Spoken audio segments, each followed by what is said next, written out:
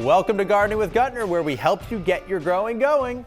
It might still be chilly here in Maine, but garden season is just around the corner. Now's the perfect time to start planning which flowers will bring color and life to your yard this year. From native plants to stunning peonies, we'll walk you through what to plant, when to plant it, and how to set your garden up for success. We've got some beautiful examples of flowers that you will find in a Maine garden, so let's talk some serious flower power. As you plan your garden this spring, consider adding more native plants and flowers. Now, native plants don't just look great, they provide food and shelter for pollinators and birds. Now's the time to start thinking about what to plant, and we've got some great recommendations to help your garden work in harmony with Maine's ecosystem. Gardening with Gutner's in Falmouth at Maine Audubon. I know, when you think Audubon, you're thinking birds, right? This place has so much more going on than just birds. Andrew Tuff's with us. Andrew, when we speak to horticulturalists, when we speak to master gardeners, the common denominator this year is natives and a push for it. Why? Yeah, so natives play a huge role in our landscapes. And today, as Maine Audubon is known for birds, there have been historic levels of bird die-offs and insect die-offs of late. And a large part of that is due to habitat loss and food loss. Habitat being the plants, food being the insects that eat those plants. Now you're trying to restore that. What's the program here? So it's called Bringing Nature Home, which is a program, the term started by Dr. Doug Daylily, who is an entomologist in the Mid-Atlantic. And he speaks to a paradigm shift in the gardening world that works to replace a lot of the ornamentals we've traditionally used with natives. Okay, now you have some examples of Maine natives, right? What are a few here? What do you want to start with? This one? Yeah. That looks like an iris to me. This is the blue flag iris. Beautiful. Yeah, really lovely blue flower there. Where would you find this? You find it growing in wet sites, along river and stream banks or along lake edges. Okay, next up is this pretty white flower here. Yes, this is the anemone, a ground cover that likes partial sun, partial shade, and has these lovely white flowers, and it grows in a mass. Okay, and third is this yellow flower, and this one has a little height, and you kind of recommend to have height in different varieties in your gardens? Exactly. So this is the coreopsis, and it serves really well in a garden to bring some height, and you do, that's a fundamental part of gardening, and just a healthy ecosystem is having different structure. Okay, and last up here on the end? This is Clematis virginiana, which is Maine's only native clematis. Only one? Only one. And it has, later in the season, it has white flowers that will emerge and are just lovely, and you'll find it growing along a fence or up a tree or wherever you choose to train it. You can train it. Beautiful. Yes. That's great. Now, along with these, you have some other natives at the Education Center, is that correct? We do. All right, let's head there. Great. So this is one of our education gardens here, okay. And this is one of our native viburnums, Pretty. which you'll see is covered in these blossoms. These white flowers here, huh? Yeah, and it's just absolutely filled with pollinators. I mean, bees, other insects all over it. Yeah, It's great. Yeah, and as the season goes on, once the flowers are gone, these berries will emerge, these multicolored berries, which support a number of birds, whether it's catbird, cardinals, robins.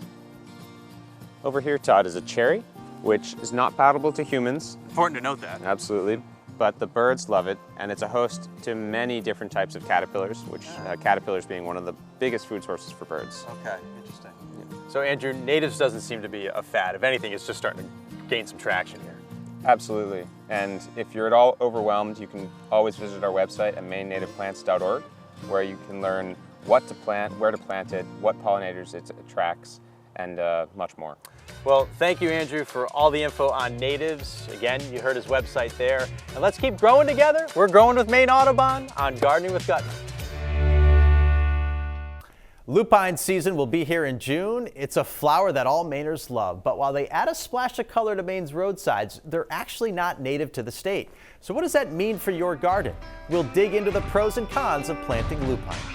There are fields all over the state of Maine just like this one, and they're so beautiful. But are they becoming a problem? So this lupin showed up in the state in larger proportions around 1950. So its common name can be blue lupin, big leaf lupin, or western lupin, so that gives you an idea of where it came from. The story of Miss Rumphius that a lot of us grew up reading as children. There actually was a person in kind of mid-coast Maine that would spread lupin seeds. She really loved this plant, That's cool. and that's kind of where it started spreading along roadsides. And you saw it spread really quickly, and then people kind of got on board with that, started planting it in their gardens, and we've seen that spread quite a lot. Is that a problem that it's spreading so much and it's non-native to Maine? So it could be. In some cases, yes. It's shown to somewhat outcompete some of our native species, things like common milkweed, and outcompete some of our important native plants for pollinators and things like the monarch butterfly that requires the milkweed and is now endangered. How would you maintain something like this and keep it kind of contained? Yeah, it's not easy. So we're on land trust property, so we have to be really careful. We don't use any chemicals. So our management plan for this field is really to mow after it blooms so that the plant can't go to seed and can't continue to spread as well, and allow some of our later season plants like goldenrods be able to still grow up. Oh, cool. And they provide a huge benefit to our native pollinators. This is all non-native, but you do know of some native Maine lupin.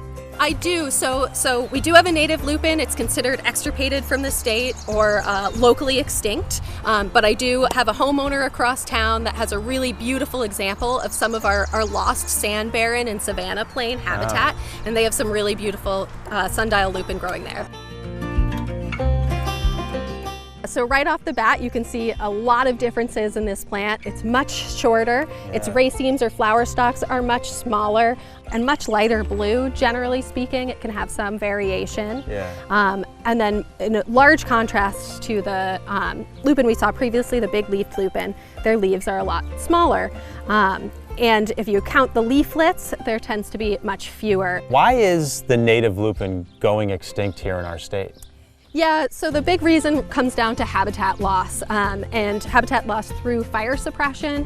So a lot of our natural habitats used to have fires that came through. Forest fires, brush fires. Exactly. And that's what maintained kind of the blueberry barrens, the sand plains, and kept this kind of really well-drained, dry, gravelly soil that these sort of plants require. And when you lose that sort of management, you lose all the plants that need it. Okay. And then consequently, there's a biodiverse effect here, right? Exactly. With that, you lose all of the insects that rely on these plants. So the Karner blue butterfly is an endangered species of butterfly that the caterpillar can only feed on the leaves of this lupin species, and it cannot feed on any others. If you wanted to grow this in your garden at home, what are the secrets? Yeah, so Wild Seed Project does have these seeds available on our seed sale. If they're out of stock, you can sign up for a notification for when they're back in stock, and I have them available. Otherwise, it's really important to just find reputable growers, places like the Native Plant Trust, places that specialize in native plants that are able to give non-hybrids and true species of this. Well, a lot of us do get our lupin from garden centers and from nurseries, so that's where our next stop is going to be. It's going to be at Estabrook's with Tom Estabrook. Certainly lupin, you can get it at any of your local garden centers. You know, here we have a multitude of colors. Yeah, you know, this one's pretty. They come in whites, pinks, yellows, blues, you know, bicolors. A tremendous amount of breeding has gone into a lot of these. These are more for your, you know, interior garden. You know, there are wild lupins also, you know, but more often than not, we kill them with kindness. And what do you mean by that? Well, you know, we treat them really well. We enrich the soil. We make them happy. Lupin are a nitrogen-fixing plant, so they add nitrogen to the soil. So we don't need to add a lot to them. Just a little bit of compost, you know, to make sure that we have enough nutrients to get them established the first year. You know, keep them moist all summer. You know, lupin will go dormant. Okay. So, you know, it's important to plant some annuals around them. Because you're going to water those all summer. Exactly. You're going to keep watering. So if this plant here, you know, decides to go dormant, you have the other annuals to keep the soil moist so that the plant's going to be healthy and come up next year. Got it. What about the seeds? Yeah, so, great pollinator plant. It's going to have great big seed pods.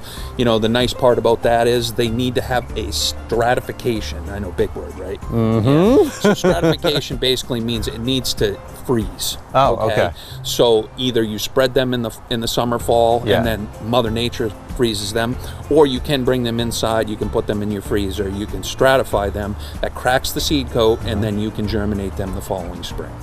So there you have it, everything you wanted to know about lupin. Now go find yourself one of these fields and enjoy. We'll see you next time on Gardening with Gutner.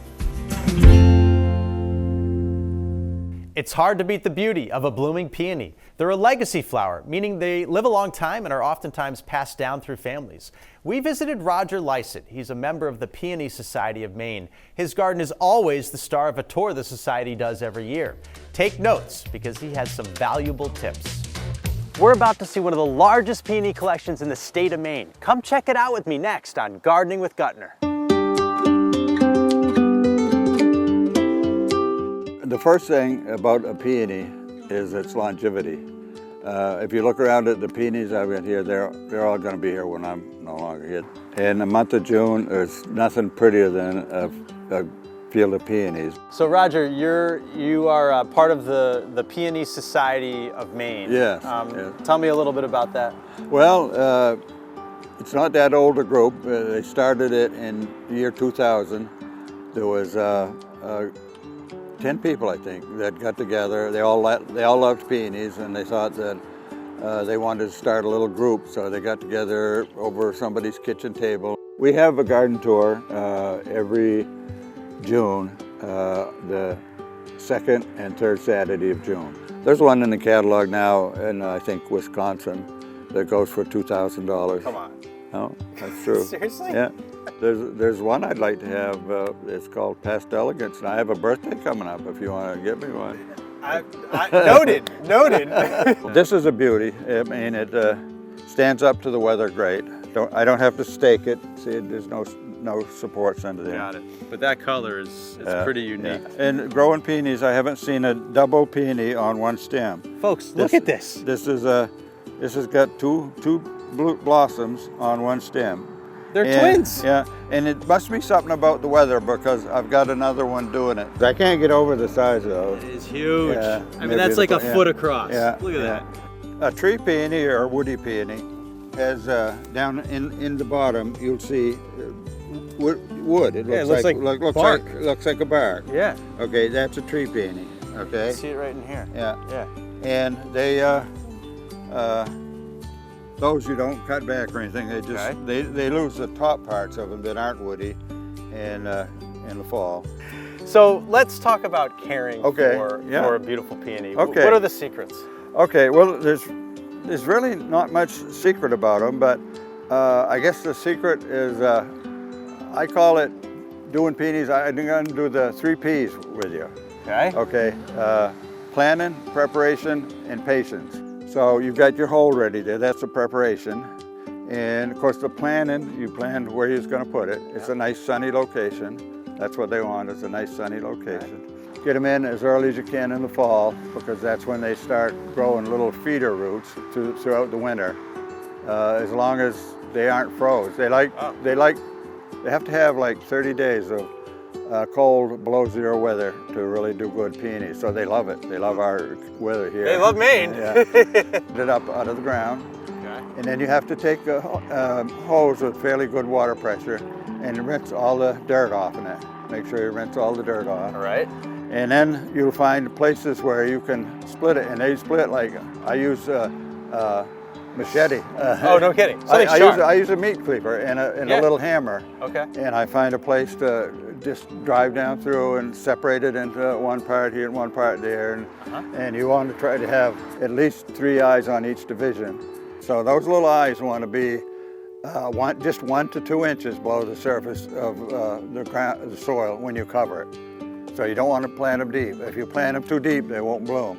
That's another reason why you don't want to put mulch on peonies, is because if you're going to have a peony that's going to live 50 to 100 years and you put mulch on it every year, eventually the peony is going to be more than 1 or 2 inches underground, and it's not going to bloom. If you look at all these peonies I've got here, I hardly ever fertilize them at all. When I do, I use some composted cow manure and I just spread it around the perimeter. Okay.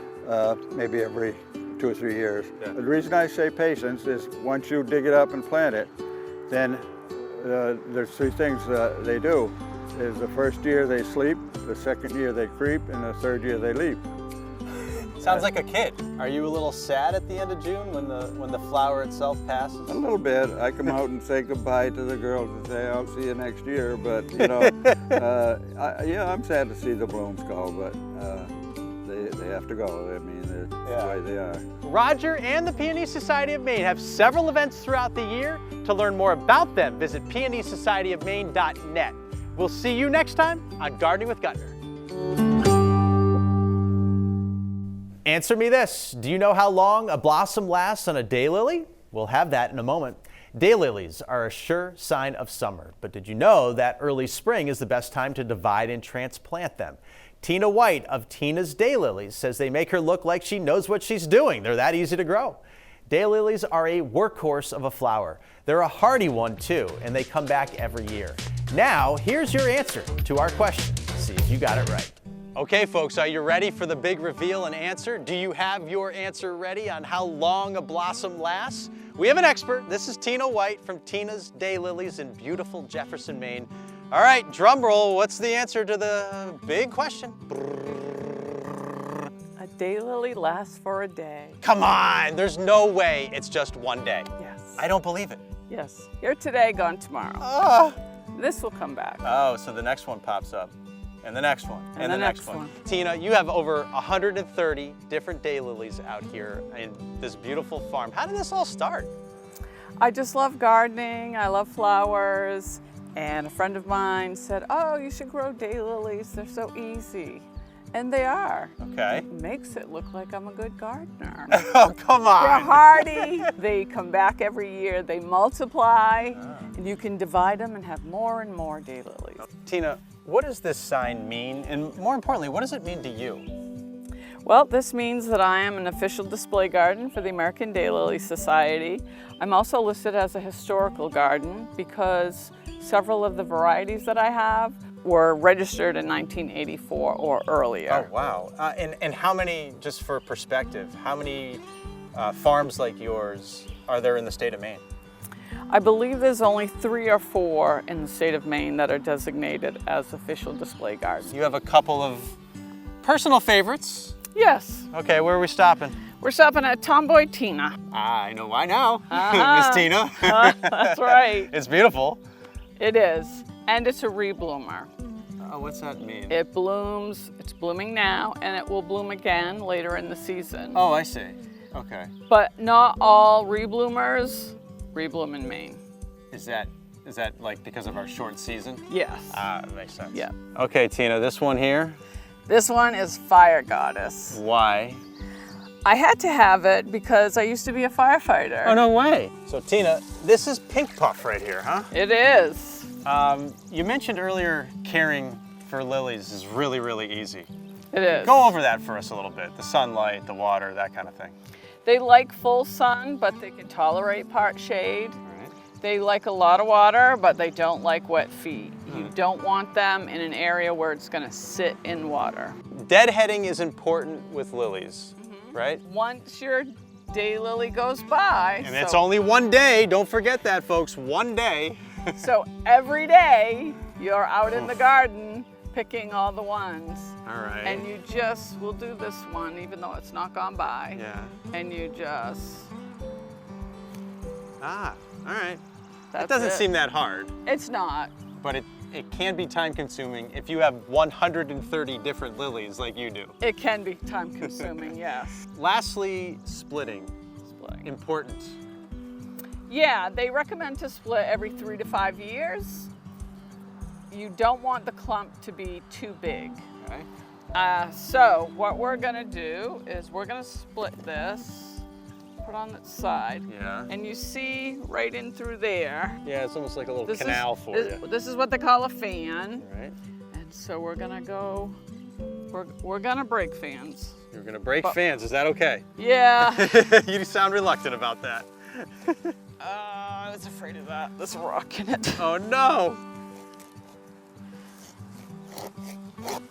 I can hear that rock. Yeah. But we got through. There. Nice. See? There it was. One little rock. That darn guy right there. So here it is, and then beautiful. you would put these two back, Okay. and you can start another garden. And the other way to divide is with a dividing tool. This is a specialized tool made for dividing daylilies. A guy out in Ohio sells them.